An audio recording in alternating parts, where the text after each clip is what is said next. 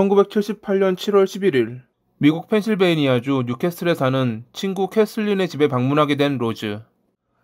그녀는 얼마 전 자녀를 동반해 자신의 집에서 점심을 먹자던 캐슬린의 전화를 받았고 오늘 만나기로 했던 것입니다.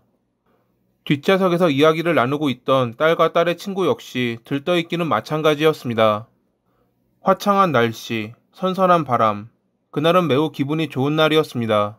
마치 하루가 행복할 것 같은 날이었죠. 하지만 그들의 행복감은 캐슬린의 집에 도착했을 때 무너지고 말았습니다.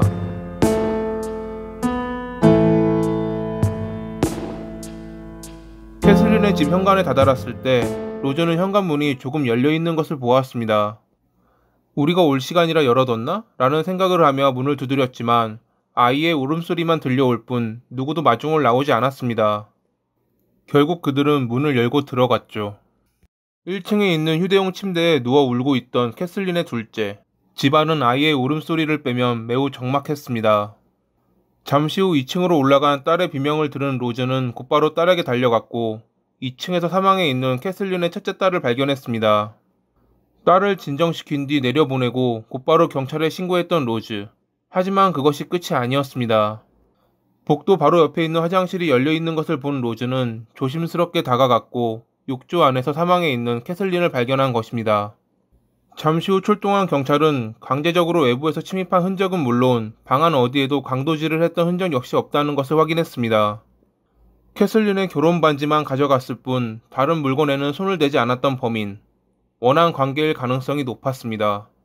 범인이 캐슬린과 원한 관계에 있었고 범행 당시 캐슬린의 딸에게 모습을 들켜 입막음을 위해 딸 아이마저 살해한 뒤 도주했다고 생각했던 경찰.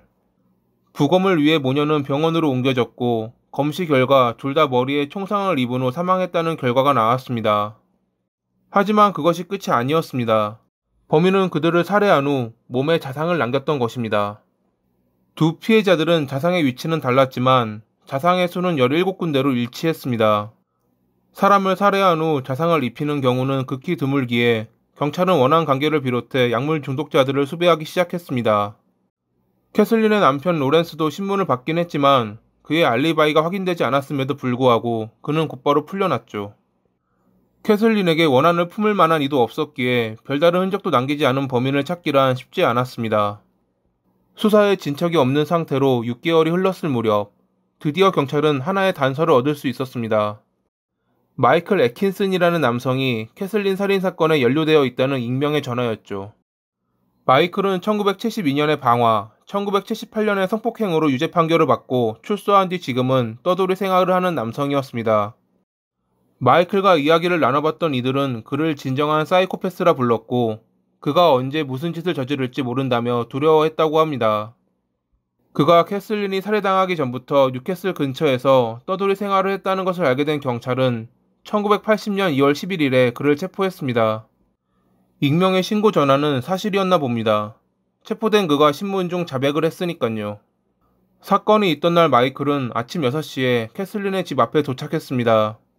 당시 마이클은 혼자가 아니었습니다. 프랭크와 존이라는 남성과 함께 있었죠. 마이클이 차에서 기다리는 동안 프랭크와 존이 캐슬린의 현관문을 두드렸고 잠시 후 문이 열린 뒤 그들은 안으로 들어갔습니다. 그들이 그날 캐슬린의 집에 방문한 이유는 그녀에게 약의 행방을 묻기 위해서였다고 합니다. 프랭크는 캐슬린의 남편 로렌스와 각별한 사이로 그에게 얼마 전 약을 넘겨주었는데 그것을 캐슬린이 빼돌렸다는 것이었죠. 그들이 집 안으로 들어가고 얼마 안 있어 총소리가 들렸고 잠시 후 피를 뒤집어 쓴 프랭크가 밖으로 나왔다는 것이 마이클의 주장이었습니다. 프랭크 코스탈, 그는 뉴캐슬에서 유명한 인물이었습니다. 그의 가문에서 일어난 이상한 일들 때문이었죠. 과거 그의 할머니 집에서는 자주 화재가 일어났는데 누구도 원인을 밝혀내지 못했습니다. 1932년에 그녀가 남편을 살해한 뒤 스스로 목숨을 끊었을 때 사람들은 프랭크의 할머니를 마녀라 불렀다고 합니다. 프랭크는 어릴 때부터 아버지에게 학대를 받으며 자라났고 어떤 이들에게 성폭력을 당했습니다. 어떤 이들이 누구인지 끝내 그는 밝히지 않았지만 이러한 영향 때문인지 청소년기의 프랭크는 동성애에 관심을 가지기 시작했습니다. 군대에 입대하기도 했지만 적응하지 못해 탈영한 뒤 여러 직장을 전전하다 42살의 장애를 얻어 은퇴 후 고향으로 돌아왔던 프랭크. 뉴캐슬로 돌아온 그는 이상한 행위를 하며 사람들의 시선을 집중시켰습니다. 그가 했던 이상한 행위는 악마 숭배였습니다. 사람들은 과거 그의 할머니가 저질렀던 일을 비롯해 원인 모를 화재가 일어난 것 때문에 그의 집안이 저주받았다고 무서워하고 있던 상태였습니다. 그러한 상태에서 손자가 돌아와 악마 숭배를 하며 돌아다니자 다들 두려웠던 것이죠. 하지만 반대로 그를 따르는 무리도 생기기 시작했습니다. 그들은 프랭크를 악마의 대제사장, 하이랜드가의 마녀라고 불렀다고 합니다. 프랭크는 자신의 집을 뒤집힌 십자가 등 악마 숭배에 필요한 물건들로 꾸미며 이에 동조하는 사람들을 끌어들였습니다. 그런 이들 중에는 캐슬린의 남편 로렌스도 포함돼 있었죠. 그들의 관계는 생각보다 깊어져 갔고 몇몇 이들은 프랭크와 로렌스가 서로 사랑하는 사이로 보였다고 말하기도 했습니다. 악마 숭배자들은 약물을 사용하는 경우가 매우 높은데 프랭크 역시 그러했고 그런 그는 로렌스에게 약을 건네주기도 했죠. 그러한 상태에서 로렌스의 아내가 약을 빼돌렸다는 것을 알게 되자 프랭크는 사람들을 데리고 그녀의 집으로 향했던 것이었습니다. 1980년 2월 말에 체포된 프랭크는 자신을 지목했던 마이클의 자백을 일부 인정했습니다.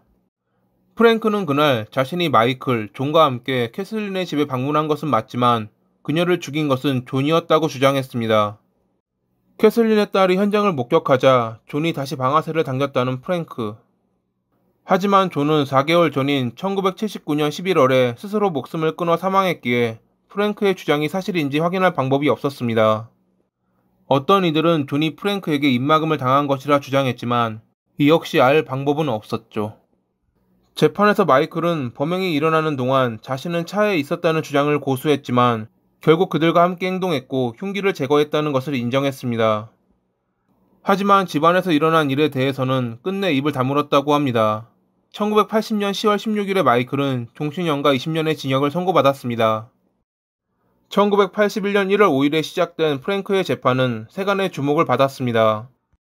특히 검찰 측 증인이었던 악마학 전문가의 주장 때문에 많은 사람들이 관심을 기울였죠. 전문가는 악마 숭배자인 프랭크가 저지른 범행이 일종의 의식이라 주장했습니다. 라베이안 사타니즘의 창시자인 안톤 라베이의 악마의 성경에는 악마 소환의 약물 복용, 동성애 행위, 그리고 살인을 포함하는 인문의식이 적혀 있습니다. 안톤은 악마의식에서 숫자 17의 중요성을 자주 언급했는데 앞서 말씀드린 바와 같이 피해자들의 몸에 남은 자상의 수는 17군데. 캐슬린이 약을 빼돌려 우발적으로 살해한 것이 아닌 의식의 제물로 쓰인 것이라고 전문가는 주장한 것입니다. 재판 때에선 프랭크는 처음 범행 일부를 인정했던 것과는 다르게 모든 범행에 대해 부인했습니다. 사건이 발생한 날 그는 새벽에 영화를 보다 잠들어 점심 무렵 깨어났다고 주장했습니다. 게다가 자신이 악마 숭배자도 아니며 그저 그런 식으로 집을 꾸미길 좋아했다는 아무도 믿지 않을 주장까지 했죠. 그는 로렌스와의 관계도 부인했습니다. 몇몇 이들은 둘이 사귀는 관계라 주장했지만 프랭크는 로렌스라는 인물이 누구인지 모르겠다고 말한 것입니다. 하지만 그의 주장을 믿는 이는 아무도 없었습니다. 체포 당시 했던 자백을 비롯해 공범인 마이크의 부분적 증언, 전문가의 프랭크가 치렀던 의식에 대한 분석. 결국 1981년 1월 25일에 배심원단은 프랭크에게 2건의 1급 살인 혐의에 대해 유죄를 판결했고 판사는 가석방 불가능한 종신형을 선고했습니다. 그는 장기 요양시설에 수감돼 있다 71살이 되던 2001년에 사망했다고 합니다. 후에 검찰은 로렌스 역시 범행에 연관돼 있을 가능성이 높다며 기소하기도 했습니다. 1982년 1월에 열린 재판에서 그는 아내와 딸의 살인에 자신이 연루돼 있다는 것을 비롯해 악마 숭배자라는 것과 프랭크를 알고 있다는 것을 모두 부인했다고 합니다. 프랭크가 좋은 친구라며 로렌스를 소개해 주었다는 증인을 비롯해 가족 장례식 때 로렌스가 웃고 떠드는 장면을 보았던 이들이 증언대에 섰습니다. 사건 당일 로렌스는 직장 창고에서 작업 중이었다고 주장했지만 아무도 그의 알리바이를 증명해주지 못했습니다. 그럼에도 불구하고 로렌스는 증거 불충분으로 인해 1982년 2월 10일에 무죄 판결을 받게 됩니다. 재판이 끝난 후 로렌스는 홀로 남은 아들을 데리고 다른 지역으로 떠났고 이후로 그의 소식을 접한 이는 없었다고 합니다. 이런 사건에서 얻을 수 있는 교훈은 언제나 똑같습니다. 나쁜 사람들은 세상에서 사라져야 한다는 것. 그러한 세상이 하루빨리 오길 바라며 이만 글을 마칩니다. 오늘도 봐주셔서 감사합니다.